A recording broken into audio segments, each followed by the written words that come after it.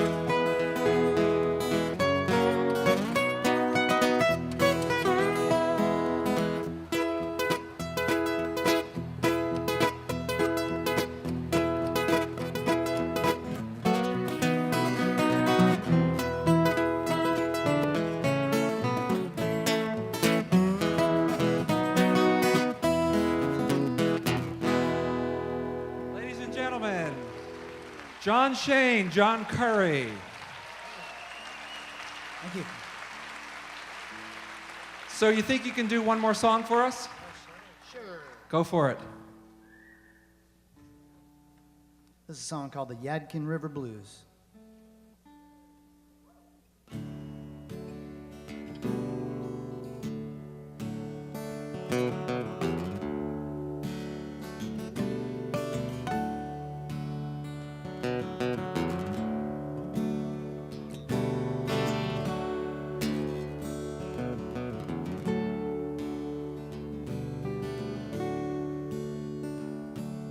It seems that Yadkin River has been flowing through my mind.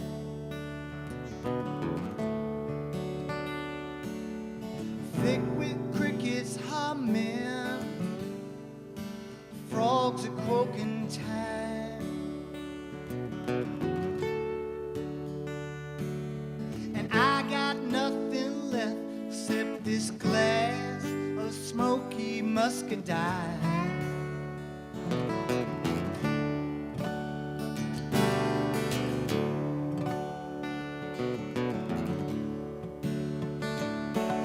It's like that flat brown river that's flowing north to south,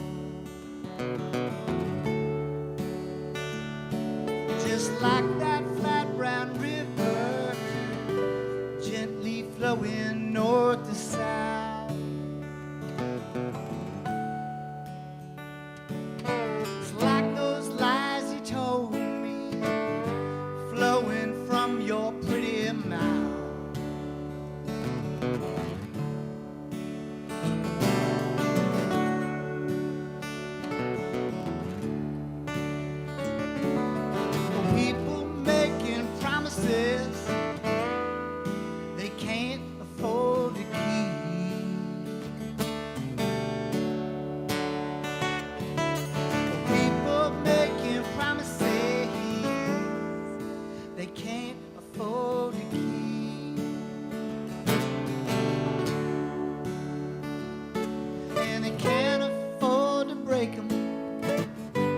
Lord, I don't know how they sleep.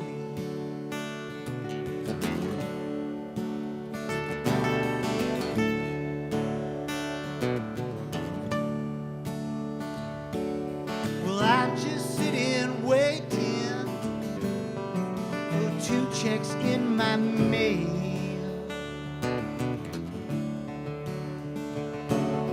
I'm running out of patience. 2 checks in my mail.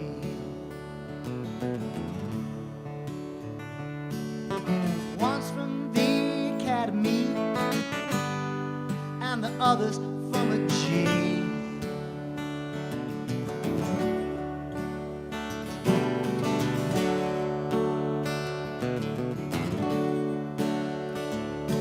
These Yadkin River blues gonna satisfy my mind.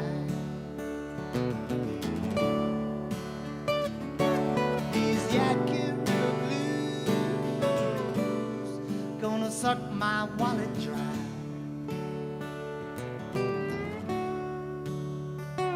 I might jump into that river, float downstream a little while.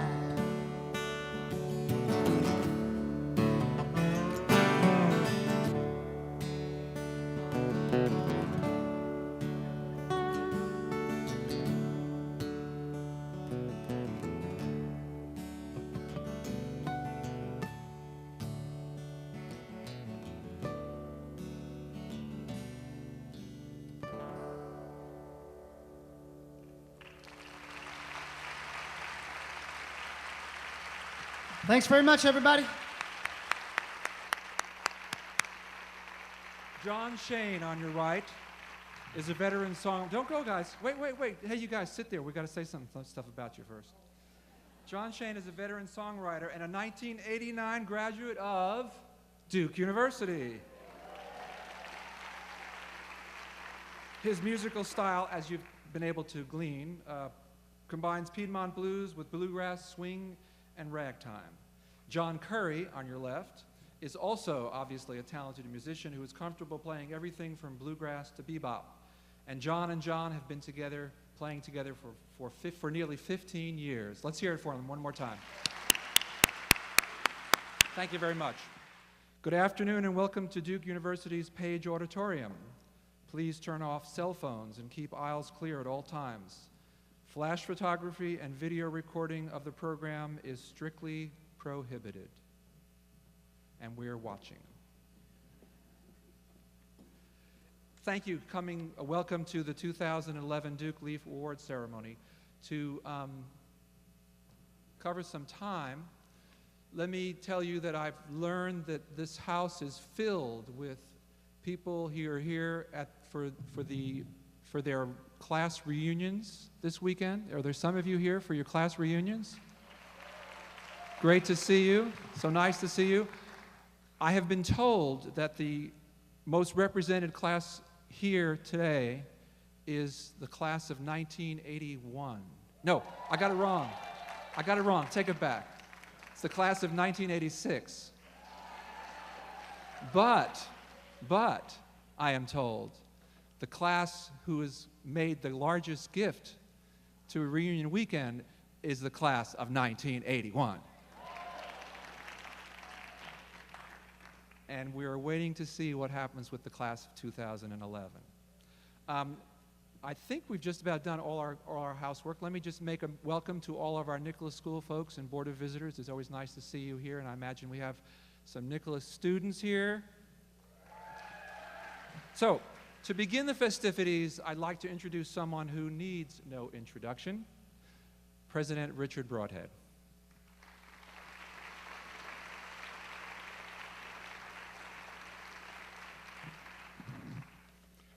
Fun crowd. I was never on stage with the Yadkin River Blues before. I like that very much. I am Dick Broadhead. It is my pride and pleasure to be the president of this university, and my special pleasure today to welcome you all to the awarding of the 2011 Leaf Award. And before I say a word or two about the recipient, let me just pay my special respects to the members of the Nicholas School Board of Visitors who are with us today, and just say you have been so helpful in supporting the school in so many ways, but especially in helping to launch the idea of the Leaf Award, and so great to have you with us. And one other little group I would pay tribute to is Dr. Stephen Hopp, the ornithologist, professor at Emory and Henry College, the co-author of Animal Vegetable Miracle, who I see sitting in the front row, who is the husband of Barbara Kingsolver, and also Lily Hopp Kingsolver, who is the daughter of the aforementioned Stephen and Barbara, who's with us too. You know there's another child, Camille, who co-authored that book, who graduated from Duke 2 years back. Let me just say something. We're about to give an award that recognizes the contribution of artists to the environment. For me, this is a completely brilliant idea because we all understand that although eventually it's the work of scientists, the work of politicians and policy people, the world of enlightened corporate people and of enlightened NGO people who carry forward the cause of the environment, historically, in the first instance, somebody has to be there to make you see the world, to make you see the value of the world. And in terms of the cause of the environment, that role was played by artists before it was played by the others, however important it was to have the others join the cause. And so if we think, where would the sense of nature be without the Wordsworths, without the Thoreaus, without the Gilbert Whites, without the John Muirs? The poet Shelley said that poets are the unacknowledged legislators of mankind. And he meant by that that artists give us the sense of the world and the sense of the value of the things of the world that we then can address in other registers. So I think that's what is paid tribute to by having an award for the arts in the environment. And how fantastic to have Barbara Kingsolver be here to be the recipient. I'm hoping that if I mention her name, she will suddenly appear. What a pleasure to have Barbara Kingsolver appear.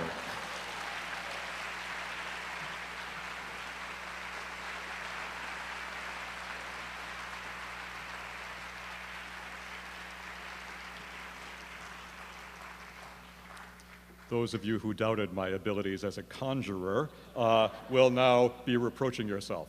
Other people are going to get to introduce her, and so I would just say this. If it were my role here to introduce her, I would have said what a worthy exemplar she is of what I just said, because of course it's writers, filmmakers, photographers, artists in our own time who continue to enable us to see the world and therefore see the values we need to protect in it. Think of the work of Barbara Kingsolver, a person who started as a musician, then became a scientist, then became a writer, and as a writer, gee, last I looked, 2 million people or copies had been sold of the Poisoned Wood Bible. What do you remember about the Poisoned Wood Bible? It's about nature and human arrogance and the arrogance with which people treat nature and families and other such things, and the self-destructive price of human egotism and arrogance. Then, of course, what's so fun is that you yourself then went back to the land. You did what Thoreau did. You started seeing to the sheer necessities of life by raising your own food, learning the meaning of food, and then teaching that all to us in the wonderfully witty and moving book, Animal Vegetable Miracle. Barbara was so kind as to be the commencement speaker at this university a couple of years back. It rained so hard that if we had received an order to build an ark in the middle of commencement, no one would have been surprised. However, on that occasion, she gave a commencement address ranked by Time magazine as one of the 10 great commencement addresses of all time. And Barbara,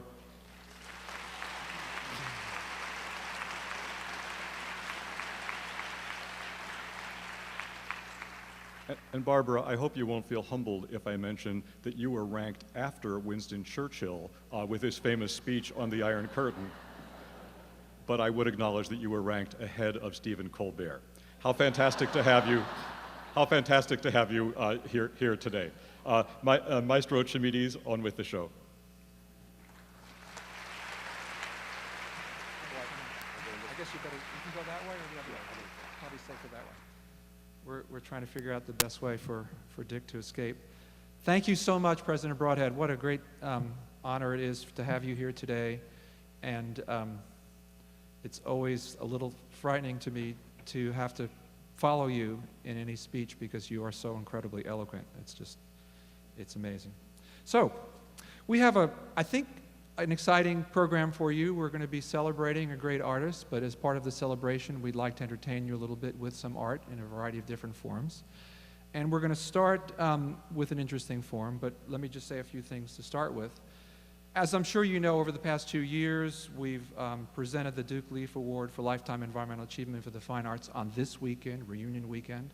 Previous honorees were Robert Redford and Jackson Brown, and as I'm sure you know, I and all of my colleagues are incredibly thrilled and honored that we're able to follow up with the most inspirational artist, Barbara Kingsolver.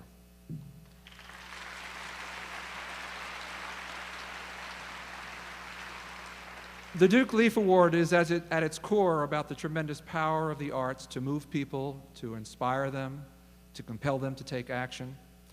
And for that reason, just as we've incorporated music today, we think it's appropriate to include another what we consider to be a slightly more democratic form of expression.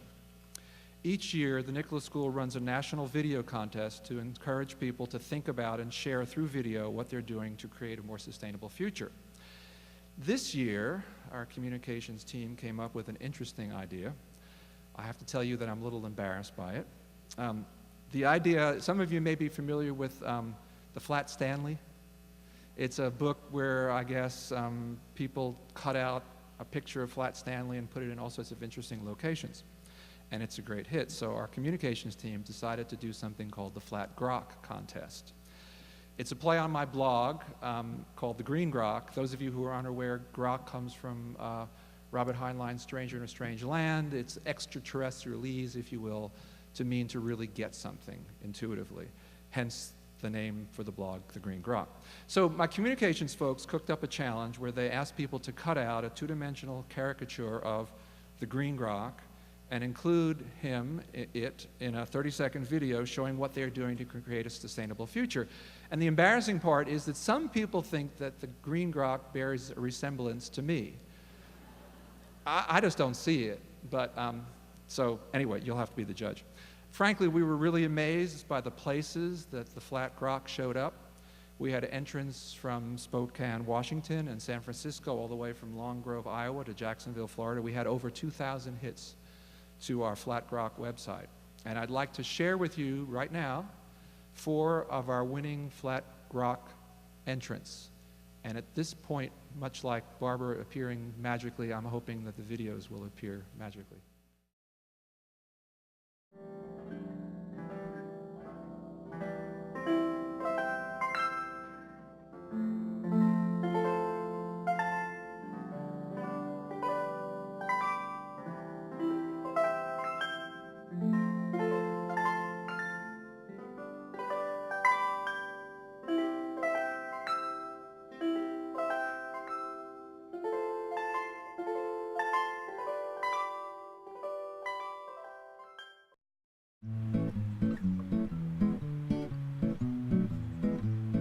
Vegetables. That's a lot. I want to eat vegetables. They're vegetables. And I like to eat vegetables out of our garden.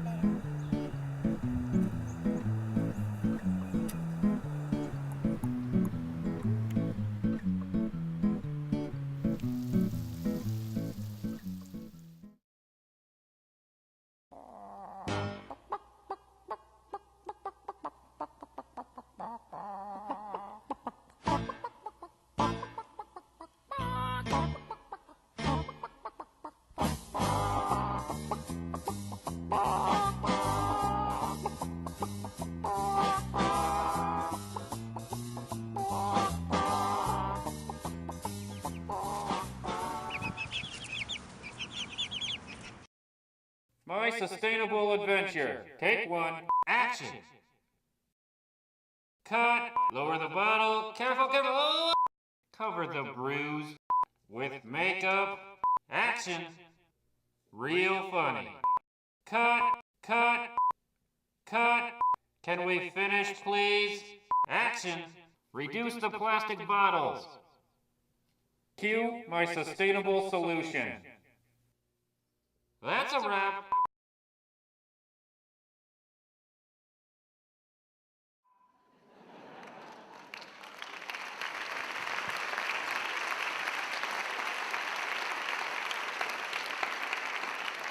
Okay, so the communications team really had a pretty good idea.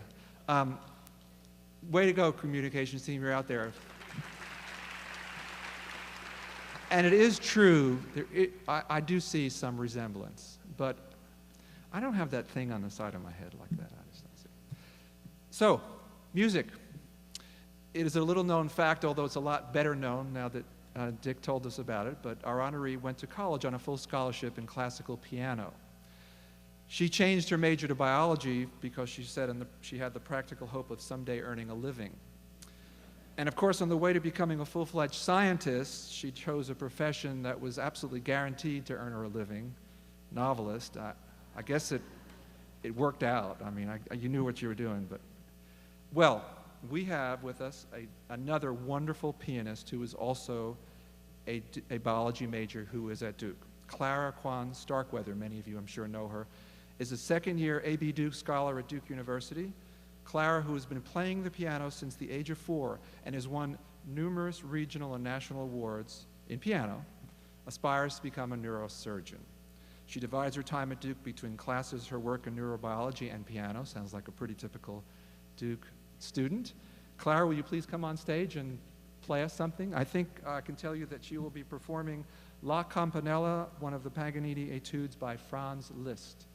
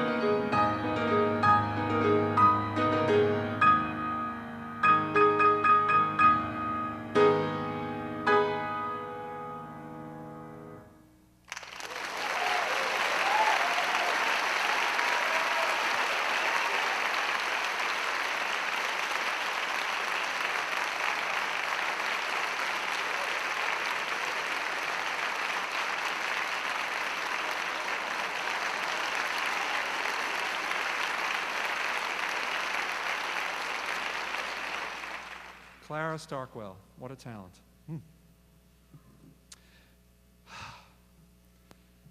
And now I'd like to introduce Priscilla Masselink, the chair of the Duke Leaf Awards Ceremony and Planning Committee, who has been instrumental in helping us put together today's program and is a pretty talented person in her own right as well, by the way.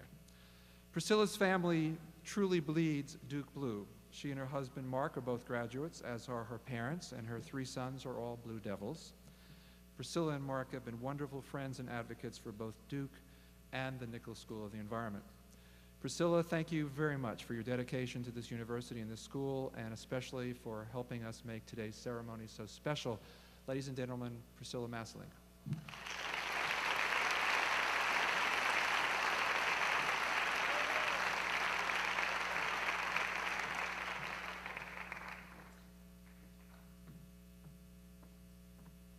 Thank you, Bill.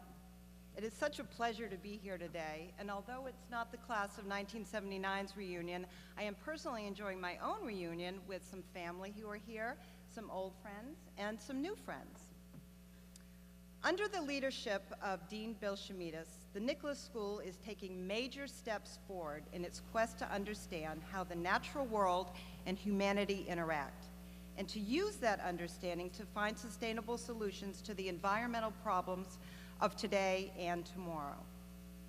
In fulfilling its mission to create knowledge and leaders of consequence for a sustainable future, the school integrates both the natural and the social sciences.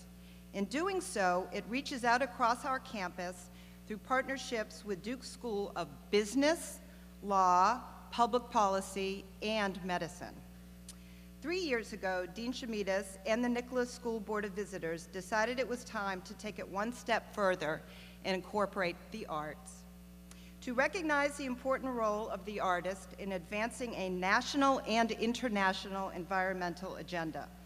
While there are many, many awards given to artists and many, many awards given to champions of the environment, the Duke Leaf, an award given for lifetime environmental achievement in the fine arts, stands apart from these other awards in that it recognizes the role of the artist in a unique but important way. It is not simply given to an artist who has advocated for the environment, and it is not simply given to an environmental scientist who has worked as an artist. It is an award given for a body of artistic expression about the natural world. The Leaf Award is given to an artist whose work has lifted the human spirit by conveying our profound spiritual and material connection to the earth, thereby inspiring others to help forge a more sustainable future for all. In order to create a tangible representation of that connection, the Nicholas School has commissioned a work of art by noted North Carolina artist Susan T. Drawn. Susan has created a stunning bronze relief of a hand lifting a branch of the American chestnut tree as a beacon in humanity's quest to understand and cherish the natural world as it in turn nurtures us. Each year, we present this bronze to our Leaf honoree. I am very honored to be a part of this year's Leaf Award ceremony, and I'm so thrilled at the opportunity to honor this year's recipient, Barbara Kingsolver. Now it is indeed my pleasure to reintroduce my friend, Dean Shemidas, who will present this year's Leaf Award. Thank you very much.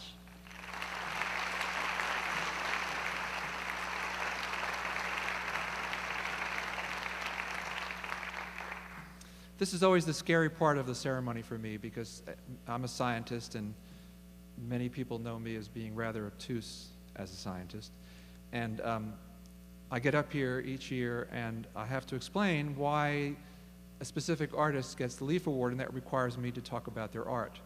And so, and especially in front of the artist. So I've already spoken to Barbara about this and asked her indulgence as I'm going to talk about, as a scientist, art. But anyway, I'm going to try my best, so hang in there. Barbara Kingsolver is no small wonder. In fact, she may be just the 8th natural wonder of the world, a natural scientist who's become one of the most celebrated and accomplished writers of our time. Barbara our Leaf Award fits you perfectly, and we're grateful that you have agreed to pick up our leaf on your path.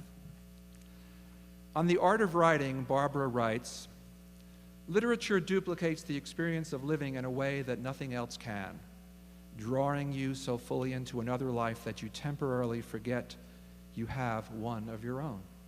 It lifts you away from your chair and stuffs you gently down inside someone else's point of view."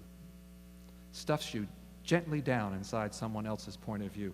An interesting way to describe the experience of reading a Kingsolver novel, and how very enriched we have been by the myriad of someone else's we have been stuffed inside of. I can think of transplanted sisters of the South growing up in the Congo in the Poison Wood Bible. A young man working in the shadows of the artists Diego Rivera and Frida Kahlo, who finds his own literary voice only to see it snuffed out by McCarthy witch hunters in the Lacuna. An aging Cherokee woman in Barbara's luminous short story Homeland, who instructs her great-granddaughter Waterbug to remember. And speaking of remembering, who can forget Garnett Walker of Prodigal Summer, a crotchety old man laid low in his battle against an organic farmer by a snapping turtle who gets hold of his boot and won't let go. But there's more stuffing in Barbara's stories than people. There's a good deal of gentle stuffing into the earth and its myriad creatures. For Barbara, I think the natural world is always central because without it, little else matters. And here's where it gets interesting, because the earth we see through Barbara's pen certainly is one of beauty and magnificence, of complexity, interlocking parts, with a uneasy balance between life and death, predator and prey. But for me, one of the most fascinating aspects of Barbara's work is her depiction of relationships with each other, with the planet and its creatures. And it's fascinating because I find the depiction is constantly changing and shifting, almost like sitting in the chair of an ophthalmologist where he takes the lens and goes, this way, can you see better this way, better that way? Through one lens, Barbara shows us nature and humanity out of sync. She says, two opposite worlds crashing into each other. Humans with, as she writes in Animal Dreams, I think, with just a wee bit of mischief, nothing to do with nature unless you count human nature. That alienation sometimes leads to serendipitous, almost fortuitous juxtapositions, a thriving community of peacocks in a small Arizona town, or even the simple sight of a sparrow splashing in a puddle of water on the pavement. But more often than not, the results are not so fortuitous, even tragic. The loss of millions of majestic American chestnut trees caused by a fungus we carelessly imported from Asia, the extinction of the Carolina parakeet, the death of a river due to pollution. She writes that illusion mistaken for truth are the pavement under our feet. They are what we call civilization. So if civilization is illusory, what is truth? That, I believe, is revealed through Barbara's other lens, a lens that illuminates a deeper, more profound reality, the reality of our connections, connection to each other and connection to nature. On the human bond, this from the opening lines in Animal Dreams. His two girls are curled together like animals whose habit is to sleep underground in the smallest space possible. A slice of white moon from the window divides their bodies deeply into light and shadow, but not one from the other. No light could show where one body ends and the other begins. And just as the moonlight revealed the bodies of two sisters united as one in sleep in Animal Dreams, science, Barbara writes, reveals a remarkable unity between our bodies and our planet. This from her lead article in last year's National Geographic issue dedicated to water. Water is life. It's the briny broth of our origins, the pounding circulatory system of the world, a precarious molecular edge on which we survive. It makes up 2/3 of our bodies, just like the map of the world. Our vital fluids are saline, like the ocean. The apple doesn't fall far from the tree. The apple doesn't fall far from the tree. And humans, for all our pretensions at civilization, are revealed under Barbara's lens to have not traveled all that far from the trees that make up the animal kingdom. Again, from Animal Dreams, a pack of coyotes set up a sudden racket near their house, yipping and howling so close by they sounded like that we were surrounded. The back of my scalp and neck prickled. It's an involuntary muscle contraction that causes that, setting the hair follicles on edge. If we had manes, they would bristle exactly like a growling dog's. We're animals. There's no sense pretending. In the lacuna, in the beginning, there are howling monkeys that fill the jungle with roaring trees just as the hem of the sky began to whiten. For me, such a moving evocation of nature, a world with its own patterns and rhythms, indifferent to the ups and downs that dominate our oh-so-human waking hours. But then, at the end of Lacuna, we read of a human witch hunt who harry and badger and threaten and, in a sense, howl at Harrison Shepherd until he has no choice but to give up his life's work and flee. Apparently, here again, the apple doesn't fall far from the tree. But while the comparison to a howling pack of monkeys is not exactly flattering, celebrating and nurturing our connection to the monkeys in the trees is the path to salvation, I think, in Barbara's world. From Homeland again, referring to the Trail of Tears and how a band of Cherokee managed to escape capture by moving like wildcat families, hiding their elderly, infirmed, and babies who couldn't travel in deep cane thickets where they would remain until they were bones. She writes, "They called that time the refugee years, the time when we were not, and they were forgiven, because they had carried the truth of themselves in a sheltered place inside the flesh, exactly the way a fruit that has gone soft still carries in itself the clean, hard stone of its future." Barbara has been named one of the most important writers of the 20th century, and she has been the recipient of numerous awards and honors, most notably the National Humanities Medal in 2000 and the Orange Prize for Fiction in 2010, and she has been shortlisted for the Pulitzer Prize and the PEN/Faulkner Award. She has had an enormous reach. Her work has been translated into more than 24 languages and has been adopted into the core curricula in high schools and colleges throughout the world. Her books are perennial residents on the New York Times bestseller list. And she packs some serious cred in the world of science, regularly contributing to science and nature periodicals including Audubon, Natural History, and National Geographic. Her contributions to the literary arts and social change includes establishing the Bellwether Prize to support writers whose unpublished works promote positive social change. Barbara also practices what she preaches. She supports numerous sustainable environmental causes, and she, with a lot of help from Stephen and Lily and Camille, successfully limit their family's environmental footprint by living simply and feeding themselves locally. You can read all about it in Animal Vegetable Miracle. And I, of course, would be remiss if I did not mention again that Barbara was Duke's 2008 commencement speaker and holds a Duke honorary doctorate in humane letters. And if I might just toot my own horn just a little bit. During the commencement speech, in the rain, while Barbara was making that incredible commencement address, I actually had a contribution. I was holding the umbrella. That's a true story.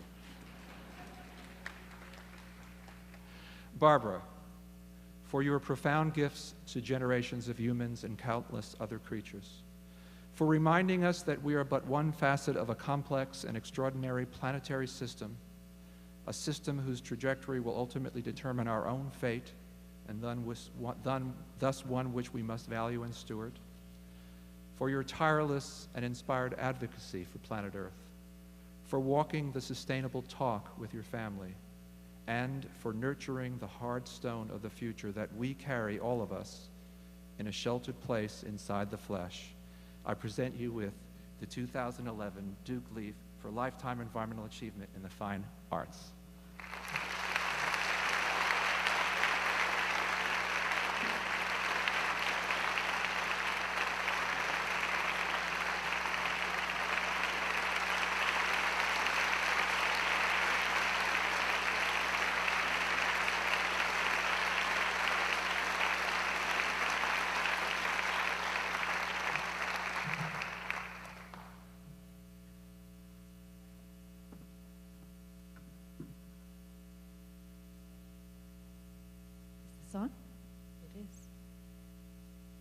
I'm so lucky. Thank you, Bill, Dean, and umbrella holder extraordinaire, who deserves fully more than half the credit for that commencement address. Thank you, Bill and Bonnie, both, for being such great hosts, and to everyone in the Nicholas School for your hopefulness and your unwillingness to give up on that clean, hard stone of our future that we have to keep believing in. This award is remarkable and unique, and I feel so lucky for a lot of reasons. For one thing, it's kind of the height of good luck to have a job that's so much fun you would do it even if no one paid you. And I guess for most literary novelists and all poets, that is in fact the arrangement. You do it and no one pays you. So I'm extra lucky that I get to be a novelist for a living, and to make a living from my passion. And it's the highest order of luck altogether to get an award for something that you really secretly feel is so much fun. You would still do it if it were illegal.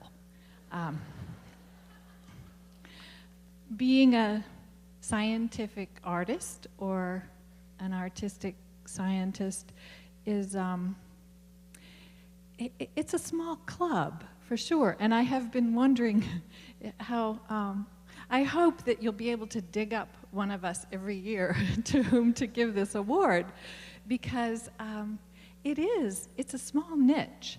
And because of that, I thought that I might, rather than read to you from my work, which has been introduced to you so eloquently by Bill that I'm almost scared to, I was thinking, that's a hard act to follow. And then I thought, OMG, the act is me. What do I do? I'm going to talk to you a little bit about my history as a scientific artist or an artistic scientist, and how that came to be, and why it came to be, and what I think might be relevant about it in the context of this award. I happen to think that the beginning of a joyful adulthood is to stumble onto a field of study that makes you say, oh, this is the study of everything, right? It's not just a subject, it's everything. And most often this happens in college, when students are allowed to sample various disciplines, some of which may be new to them. And there comes that class or that professor or that group of peers who introduce to you a field that makes the scales fall from your eyes, and you call home and you say, Mom, and she says, you're majoring in what? But you're gonna have to, and for everyone it's different. It might be philosophy, it might be physics. All of these can be, for someone, really the study of everything. And for me, that was evolutionary biology. It happened in my third year of college. So if you are a student in your second and a half year, or if you're the parent of a student in their junior year who still hasn't found it, don't despair. For me, it happened late in college. I took a class in evolutionary biology, and I said, wow, this is the meaning of life. Now I really know. Why are we here? I can answer that with evolutionary biology. I understand how we got here and how everything else got here and how we're all related and why everything behaves the way it does. And I was so excited, and I became one of those very annoying new converts who can for whom everything that anyone told me, anything, whether it had to do with current events or photosynthesis or the code of Hammurabi or anything, could all be explained by me, of course, in terms of evolutionary biology. You just have to sit down and let me explain this to you. It was wonderful. I mean, you can't get carried away with this or eventually have no friends.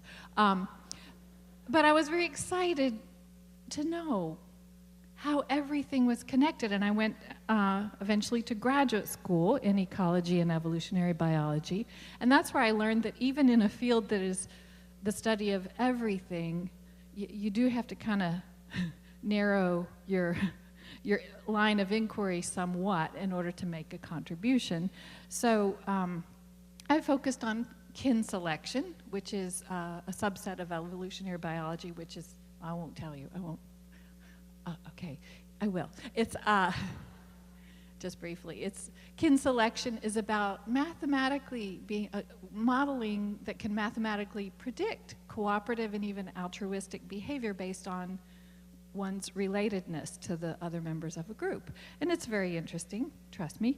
And you also have to have an organism. You have to sort of do your experiments on a particular animal. And I did, and my animal, my particular system I studied was Heterotermes aureus. Anybody know what that is? It's a beautiful golden termite. And I loved my system. It was so interesting. Okay. I know that everybody who's ever been to graduate school has his or her own particular sob story about dissertation hardships, and I still think mine is special. The maintenance crew in the biology building exterminated my data. I'm not making this up, and not just once, 3 times. And this led to one of the most important revelations of my life, and I bear no grudges, I swear, because what I learned from this was extremely important. Science divides people into us and them. It really, really does. More than other disciplines, more than history, I think, more than other fields of study. Scientists think of ourselves as us, and non-scientists think of us as them. You see it in popular culture. You see it everywhere. You see it in children's cartoons. I mean, think about it. Scientists wear white coats. They wear thick glasses. They have no social skills. They often have vaguely Germanic accents. They rapidly cover whole blackboards with indecipherable gobbledygook. They are threatening. They're infused with an alien aura. I'm sorry to report, I mean, okay, how many scientists are in this audience? Let's have a show of hands. Okay, come on, fess up. All right, I am sorry to be the one to report this if you didn't know, but that's what non-scientists kind of really think about us, that they probably need us, but we are not quite trustworthy. Them, as in, I don't know what they're doing. As in, whatever this climate thing is about, they will figure it out, and they will fix it. Okay, I'm overstating the case, but I'm making an argument, and you follow me here, because they also say, I don't know what that girl's doing up there in that lab, but we sure as heck better kill those termites. I'm just telling you, I've been there. I came to understand in that period of my life that even if my dissertation was really going to be about everything in the world, there are only about 11 or 12 or 13 people in the entire world who would possibly want to read it. And all the others would probably want to spray it with a can of Raid. This was a problem. This revelation was huge. I thought, if this stuff that I love is so important, I need to find a way to communicate about it that will be relevant not just to the handful of people who really already know it, almost all. I need to show how it's relevant for everybody. And I mean everybody, even the people who are threatened, who might think it's terrible or ugly. So I walked out of graduate school into a career of my own design, first as a journalist and then a fiction writer who was concerned mainly with the scientific principles of the natural world. And here we are. And believe me, if you do this, you're going to get an award for it. It has been so interesting. People don't notice I'm one of them. I guess my cover is now blown, but I travel in disguise, I suppose. I don't wear a lab coat. I have some social skills. I try never to write indecipherable gobbledygook on blackboards or elsewhere. But I am purposeful. I make a plan and I stick to it. I am, for example, now working on a novel about climate change, and that's a big project, and it's a somewhat scary project. But what I really want to do is write a novel about how people feel about climate change and why they believe what they believe about climate change. And this is what, as artists, we can do. We can engage the heart and pull it into the unknown world in a way that really will matter. And I think our challenge is to, I think the reason we sort of fall into us and them about science is some of us are just born to love what we see in the natural world. I know that I was. When I was a little kid, when I found bugs, I wanted them to be my friends. And I know other people look at bugs and say, ew, and I don't, and I understand this is how we arrive, because there are things that I don't naturally relate to. You know, I look at a Form 1040-ES and I say, ew. So I need someone who loves that form, and there are about 4 or 5 of those people in the world, and to take me by the hand and bring me to where I can understand. And so I think it is incumbent upon all of us, whether we are scientists or artists or whatever we are, to take the rest of the world by the hand and pull them into the place where they can love as we love the things that we love. So I'm not going to read to you from I'm going to do a very, very short reading because I've already talked all that. I've already said everything. That novel, that climate change novel, is in progress. It's not even half finished, and you can't take the cake out of the oven before it's done. So I'm going to read from you very briefly from another novel. Actually, I'm going to tell you about it, and that will be, and then the time I spend reading from it will be less than the time I tell you about it, just because I want you to know this can be done. One can make art about anything. One can explain anything if one believes that it's important, and I do. This is a novel I wrote about 10 years ago, and I wrote it explicitly for the purpose of explaining 5 fundamental ecological principles that I think every person living on this planet should know.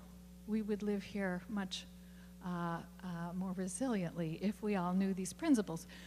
Here's what they are. First is evolution through natural selection, what that is and how it works.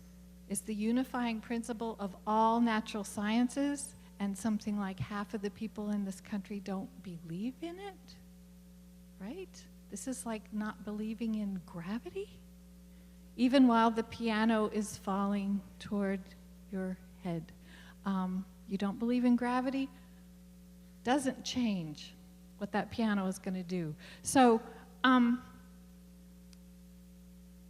I realize that people are watching evolution all the time and they don't know what it is. So I would explain it to them in a novel. Number 2 is the Lotka-Volterra principle, which is almost always expressed in mathematics. And it has to do with why, when you spray pesticides on a field, you continually increase the number of pests in that field. It's counterintuitive, and so it's hard to believe until you see the model. But with each successive generation, you have more pests in a field rather than fewer when you spray pesticides. And so that one I was going to explain without the use of mathematics. I was determined to do it, if only for those guys that fumigated my termites. Number 3 is the keystone predator principle, which is about how if you remove the top predator from a complicated ecosystem, the one that eats the things that eats the things that eats the herbivores that eats the grass, such as the starfish from a tide pool or the wolves from North America, what you do is you compress, you flatten the species richness very drastically. You reduce the number of different species because you always end up with one herbivore, such as deer, running roughshod over the land and eating everything, including your tulips. 4th was the principle of the persistence of extinction. And number 5 was not a principle so much as a great notion.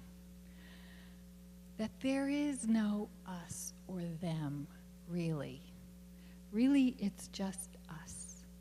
That we're all in this together. The starfish, the wolves, the termites, the redwoods, us.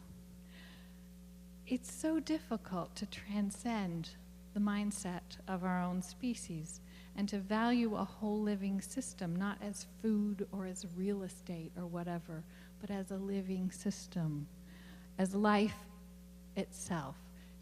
To do that, we have to reinvent our imaginations. So when I finished my novel about the 5 basic principles of ecological science, I wrote the last chapter from a point of view they don't teach in literature class. It's not first person, it's not omniscient, it's first person coyote. So I'm going to finish off here by reading just a page of that chapter from Prodigal. It's the end of a novel called Prodigal Summer. And so I invite you now to leave your senses for a moment. Go follow your nose on a mountainside in southern Appalachia.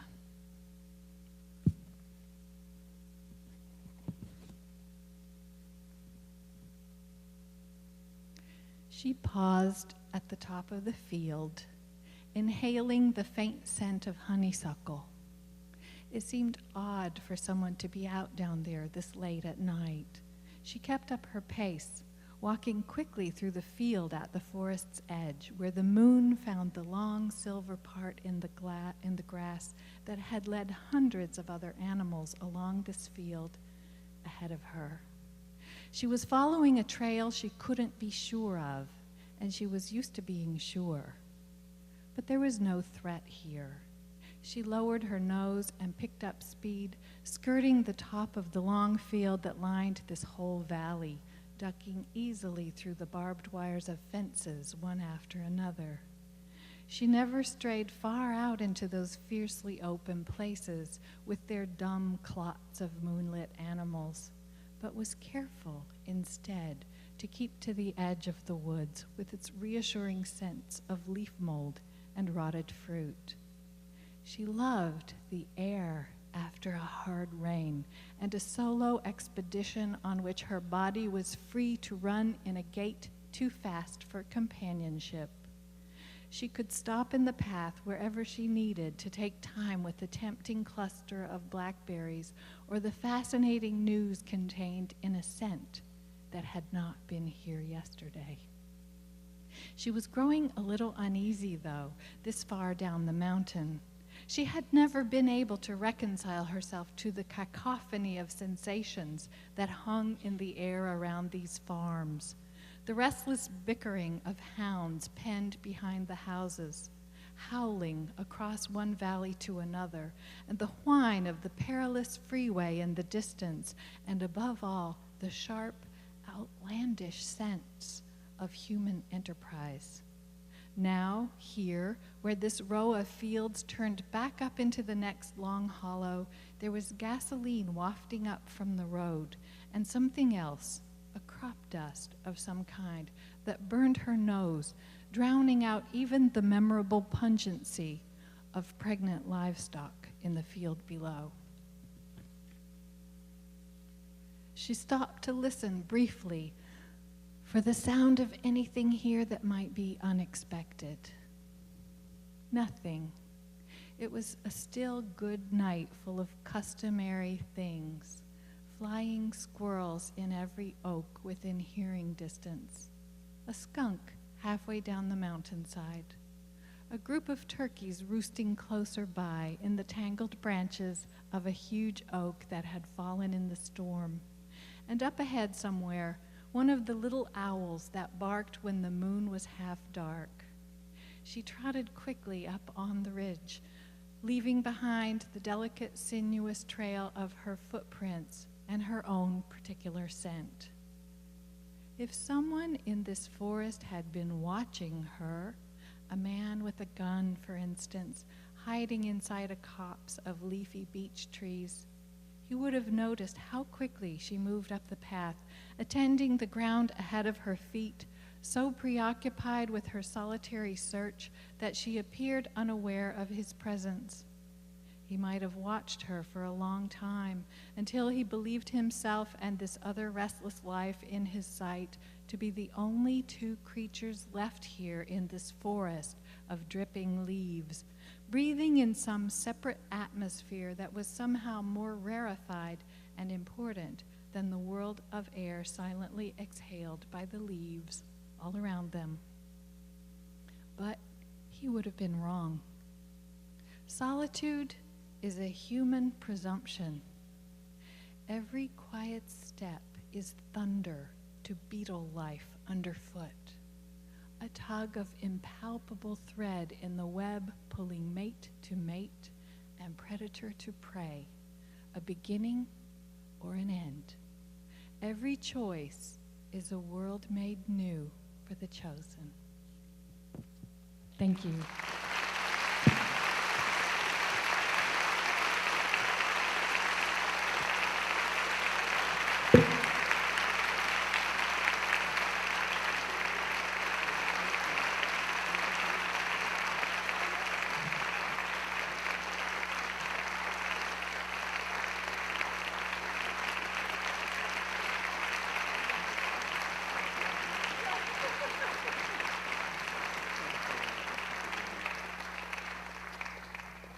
Thank you, Barbara,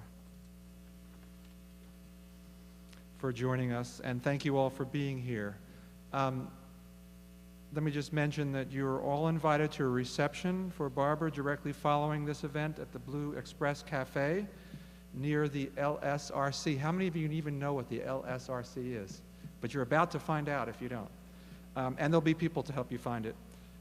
So I'll see you at the Blue Express, and don't forget this next year when we'll be making our presentation for the 2012 Duke Leaf Award. Two other things to say. This whole weekend was made possible by a bunch of people who have worked very, very hard for a long, long time. Thank you very much.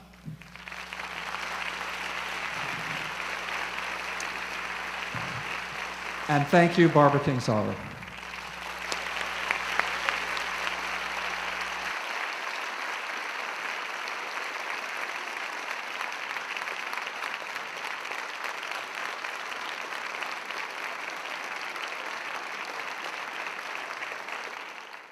Produced by Duke University. Online at duke.edu.